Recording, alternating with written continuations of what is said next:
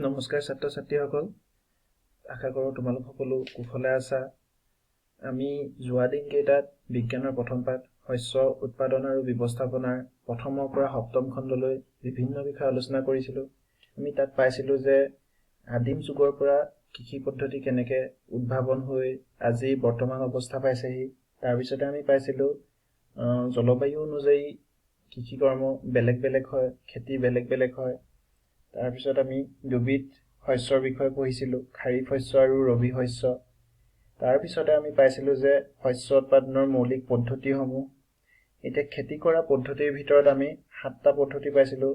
তাৰ প্ৰথমৰ পৰা কৈ যাবলৈ হ'লে মাটি চহোৱা আমি যিটো যোৱা খণ্ডটোত আলোচনা কৰিছিলোঁ তাৰপিছতে আছে বীজ সিঁচা তাৰপিছত জৈৱিক আৰু ৰাসায়নিক সাৰ প্ৰয়োগ কৰা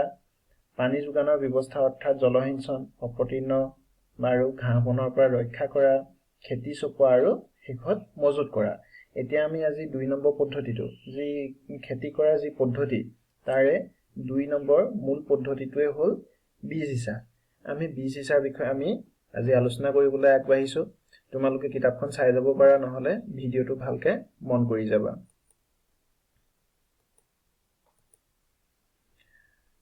বীজ সিঁচাটো হ'ল শস্য উৎপাদনৰ আটাইতকৈ প্ৰয়োজনীয় কাম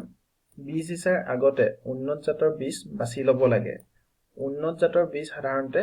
চফা কৰি ৰখা তথা নিৰোগী ভাল শস্যৰ পৰা গোটোৱা হয় খেতিয়কে সাধাৰণতে অধিক উৎপাদনক্ষম বীজহে নিৰ্বাচন কৰে এতিয়া তোমালোকে নিশ্চয় বুজি পাইছে কথাখিনি যে বীজ সিঁচাটো হ'ল শস্য উৎপাদনৰ আটাইতকৈ প্ৰয়োজনীয় কাম আমি যদি খেতি ধুনীয়াকৈ যদি মাটি চহাও তাৰপিছত যদি আমি ভাল যদি বীজ নিহিছো তেতিয়াহলে আমাৰ উৎপাদন ভাল নহব সেই কাৰণে কি কৈছে বীজ সিঁচাৰ আগতে উন্নত জাতৰ বীজ বাছি ল'ব লাগে এতিয়া আমি উন্নত জাতৰ বীজনো কিয় আমি বাছিব লাগে তাকে চাওঁচোন উন্নত জাতৰ বীজ সাধাৰণতে চফা কৰি তথা নিৰোগী ভাল শস্যৰ পৰা গোটোৱা হয় তেতিয়া কি হয় উন্নত জাতৰ বীজবিলাক চফাকৈ ৰাখে তাত কোনো ধৰণৰ পোক পতংগই আক্ৰমণ কৰিব নোৱাৰে তথা সেই যি গছজোপাৰ পৰা লৈছিলে গুটিটো বা বীজটো সেই গছজোপাও নিৰোগী হয় খেতিয়কে সাধাৰণতে অধিক উৎপাদনক্ষম বীজহে নিৰ্বাচন কৰে এতিয়া উৎপাদনক্ষম মানে কি যিবিলাক বীজৰ পৰা উৎপাদন অধিক হয় সেইবিলাক বীজহে খেতিয়কে নিৰ্বাচন কৰে কাৰণ খেতিয়কৰ মূল উদ্দেশ্য হৈছে কি অধিক উৎপাদন কৰা বা খেতিডৰাৰ পৰা অধিক ফচল পোৱা গতিকে বুজি পাইছা নিশ্চয় এতিয়া আহিলে বীজ নিৰ্বাচন এতিয়া পহেলিকে কৈছে এদিন মই দেখিছিলোঁ মোৰ মায়ে এটা পাত্ৰত কেইটামান বুট ভৰাই তাত পানী ঢালি দিলে অলপ সময় পাছত কিছুমান বীজ পানীৰ ওপৰত ভাহি উঠিল মই আচৰিত হলো কিয় কিছুমান বীজ পানীত ভাহি উঠিল এতিয়া পহেলিকে এদিন মাকক দেখিছিলে যে বুটমাহ কেইটামান মাকে বুটমাহবিলাক তিয়াই কি কৰিছিলে পানীত যেতিয়া দি দিছিলে তেতিয়া কিছুমান বুটমাহ উপঙি আহিছিলে এতিয়া তাই আচৰিত হৈছিলে যে কিয়নো বুটমাহবিলাক ওপৰলৈ ভাহি আহিছে এতিয়া আমাক এটা ক্ৰিয়াকলাপ দিছে এটা বিকাৰত আধালৈকে পানী লোৱা এমুঠি ঘেঁহুৰ বীজ বিকাৰত ঢালি দি ভালদৰে লৰোৱা কিছু সময় অপেক্ষা কৰা আমাক কি কৈছে ঘেঁহু বীজ ল'বলৈ কৈছে সাধাৰণতে আমাৰ অসমত ঘেঁহু খেতি ইমানকে কৰা নহয় যদি তোমালোকৰ ঘৰত আছে কৰিবা নহলে তোমালোকে অইন মগুমাহ বা সেই বুটমাহৰ দোকানৰ পৰা যেতিয়া বুটমাহ আনা ঘৰলৈ তেতিয়াহলে তোমালোকে দি চাব পাৰা নহলে অইন নহলেও ধানৰ যিখিনি ভঁৰালত আমাৰ ধান ভৰাই থোৱা হয় তাৰ পৰা এমুঠি আনি তোমালোকে তেনেকে পাত্ৰ এটাত পানী অলপ লৈ তোমালোকে দিব পাৰা তেতিয়া কি দেখিছে সেইটো সুধিছে এতিয়া পানীৰ ওপৰত কিছুমান বীজ উপঙি উঠিছেনে হয় যিবিলাক আমাৰ কি হ'ব বেয়া বীজ বা পতান বুলি কওঁ আমি পতান ধান তোমালোকে নিশ্চয় শুনিছাই গতিকে সেই বীজবিলাক কি হ'ব পানীত উপঙি উঠিব যিবিলাক বীজ পানীত ডুব গ'ল সেইবোৰৰ তুলনাত উপঙি উঠা বীজবোৰ পাতল নে গধুৰ তোমালোকে চাবাচোন বাৰু যিবোৰ বীজ ওপৰলৈ উপঙি আহিছে সেই বীজবিলাক কি হয় পাতল আৰু আনহাতে যিবিলাক তললৈ ডুবি গ'ল সেইবিলাক কি হয় গধুৰ বীজ কিয় কিছুমান বীজ পাতল বেয়া বীজ সাধাৰণতে ফুফুলা আৰু পাতল হয় এতিয়া কৈছে যে কিয় বীজবিলাক পাতল বেয়া বীজবিলাক সাধাৰণতে ফুফুলা বা পাতল হয় কাৰণ সেই বীজবিলাকৰ ভিতৰত বাহিৰত বাকলিটোহে থাকে মানে ভিতৰত কি হয় যিটো মূল বীজ য'ৰ পৰা গুটি ওলায় সেই বীজখিনি নাথাকে বা কেতিয়াবা কি হয় পোকে খাই পেলায় তেতিয়াও সেই বেয়া বীজটো ওপৰলৈ উপঙি উঠে সেয়ে বীজবোৰ পানীত উপঙি উঠে নিশ্চয় বুজি পাইছে এডোখৰ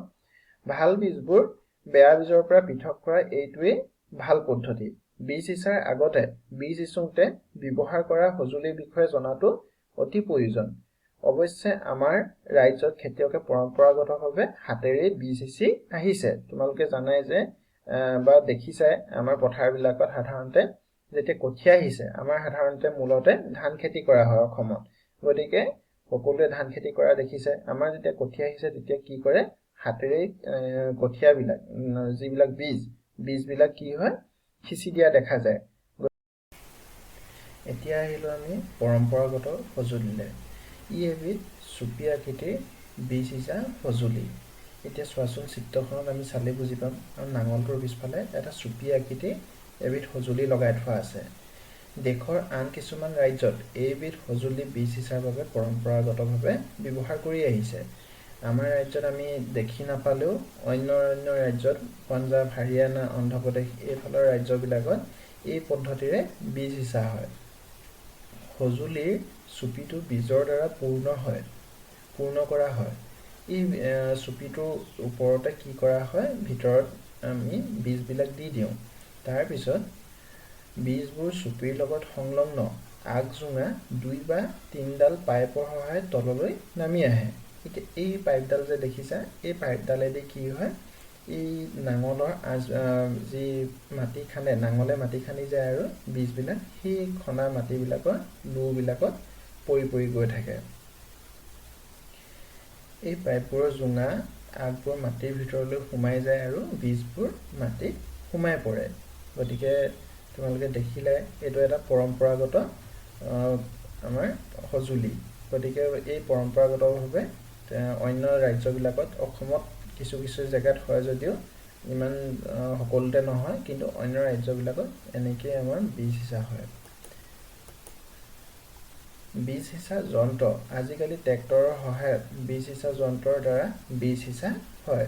সমভাৱে সমান দূৰত্ব আৰু গভীৰতাত এই সঁজুলিয়ে বীজবোৰ সিঁচে এতিয়া দেখিছে এইখন ট্ৰেক্টৰৰ পিছফালে লগা নাঙলৰ লগতে বীজ সিঁচা যন্ত্ৰটো সংযোগ হৈ থাকে ই কি কৰে ইয়াৰ সুবিধাটো এইটোৱে যে ই সমান দূৰত্বত আটাইবোৰ বীজ সিঁচি ধুনীয়াকৈ মানে সমান দূৰত্ব আৰু গভীৰতাত সিঁচি দিয়ে বীজ সিঁচাৰ পাছত বীজবোৰ মাটিৰে ঢাক খাইছে নাই যন্ত্ৰটোৱে নিজে নিশ্চিত কৰে ফলত বীজবোৰ চৰাইৰ পৰা ৰক্ষা পৰে আমাৰ যদি বীজবিলাক সিঁচি দিয়াৰ পিছত যদি মাটিৰ ওপৰতে ওলাই থাকে তেতিয়াহ'লে চৰাই খাই বীজবোৰ নষ্ট কৰিব পাৰে সেইকাৰণে এই যন্ত্ৰটোৱে নিজে নিশ্চিত কৰে যে বীজবোৰ মাটিত সোমাইছে নাই বা নিজে সি পুতি গৈ থাকে বীজবিলাক মাটিত বীজ সিঁচা যন্ত্ৰৰ দ্বাৰা বীজ সিঁচিলে খেতিয়কৰ শাৰীৰিক শ্ৰম কমে আৰু সময়ো ৰাহি হয় গতিকে আমি বীজ সিঁচা যন্ত্ৰৰ বিষয়ে পঢ়িলোঁ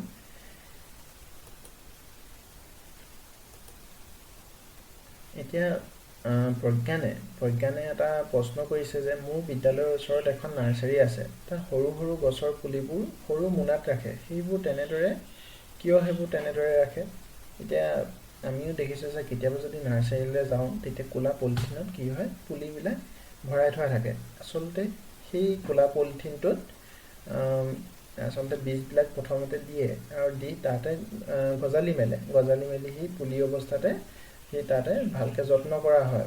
পুলিবিলাকক তাৰপিছত আমি কি কৰোঁ সেই পুলিবিলাক পলিথিনৰ পৰা উলিয়াই পিছত অন্য ঠাইত হেৰেঙাকৈ বা ভাল ঠাইত সাৰ জাবৰ দি গছ পুলিবিলাক ৰোৱা হয় সেইকাৰণে সেই পুলিবিলাক তেনেকৈ পলিথিনৰ ভিতৰত ৰাখে যাতে পুলিবিলাক লৰচৰ কৰিব পাৰে কিছুমান উদ্ভিদৰ বীজ যেনে ধান প্ৰথমে কঠীয়াতলিত গজোৱা হয় আমি দেখিছোঁ ধানবিলাক কি হয় কঠীয়াতলিত গজে পুলি হ'লে সেইবোৰ পথাৰলৈ হাতেৰে স্থানান্তৰ কৰা হয় কিছুমান বনজ উদ্ভিদ আৰু ফুল ধৰা উদ্ভিদৰ বীজ নাৰ্চাৰীত গজোৱা হয় যে তোমালোকে নিশ্চয় দেখিছাই নাৰ্চাৰীত ফুল গজোৱা বা কঠীয়াতলিৰ কথা কৈছে এই কঠীয়াবোৰ পুলি হ'লে যদি পুলিবিলাক ওখ হয় বা কঠীয়াবিলাক ওখ হয় তেতিয়াহ'লে বেলেগ পথাৰলৈ সেইবিলাক স্থানান্তৰ কৰা হয় গতিকে উদ্ভিদবোৰ যাতে ঠাহ খাই নপৰে তাৰ বাবে বীজবোৰ এক নিৰ্দিষ্ট দূৰত্বত ৰোপণ কৰিব লাগে আমি যদি বীজবোৰ যদি ওচৰতে যদি দি দিওঁ তেতিয়াহ'লে ই সাৰৰ অভাৱত বা সূৰ্যৰ পোহৰৰ অভাৱত ই তাতে পয়া লাগি থাকে বা ই বাঢ়িবলৈ কষ্ট হয় ইয়ে উদ্ভিদক পৰ্যাপ্ত সূৰ্যৰ পোহৰ তথা মাটিৰ পোষক দ্ৰব্য আৰু পানী পোৱাত সহায় কৰে এই বেছি দূৰত্বত ৰোপণ কৰিলে কি কৰে সূৰ্যৰ পোহৰ মাটিৰ পৰা পোষক তথা পানী পোৱাত সহায় কৰে কেতিয়াবা ঠাহ খাই থকা উদ্ভিদৰ মাজৰ পৰা কিছুমান উদ্ভিদ উঘালি নিৰাই দিয়া হয় কেতিয়াবা তোমালোকে দেখিছা যে ধান খেতিত যেতিয়া আমাৰ ধানবিলাক খুব ডাঠ হয় তেতিয়াহ'লে তাৰে মাজৰ কিছুমান ধান গছ কি হয় কাটি পেলাই দিয়া হয় বা কাটি জীৱ-জন্তুক খুৱাই দিয়া হয় গতিকে তোমালোকে নিশ্চয় এইখিনি বুজি পালা আজি আমি বীজ সিঁচাৰ বিষয়ে আলোচনা কৰিলোঁ গতিকে আজি অষ্টম খণ্ডটো ইমানতে আমি সামৰণি দিছোঁ